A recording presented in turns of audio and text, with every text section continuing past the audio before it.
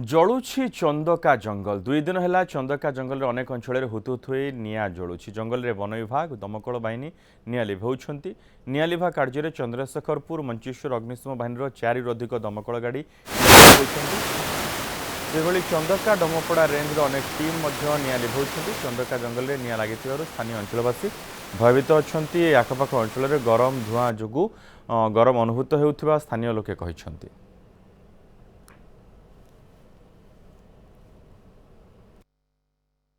अनेक स्थान रे राज्य रे विभिन्न जंगल रे निया बर्तमान बहुत संख्यार लगी जोटा कि गोटे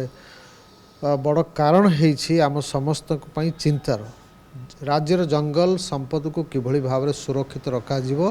सरकार वन विभाग ठारू आरंभ कर साधारण जनसाधारण मध्य एथिपाई चिंतित। काली तो लगी आम जाचु काली लगला एत लगिगला निया बुझे स्टाफ सब जा भितर हुआ होते निभे जहाँ कंट्रोल कले किटा यपटे लगिगला आमर ऑफिस गुड़िया ऑफिस सेकड़े लगिगला राति 12टा पर्यंत लगी था सब।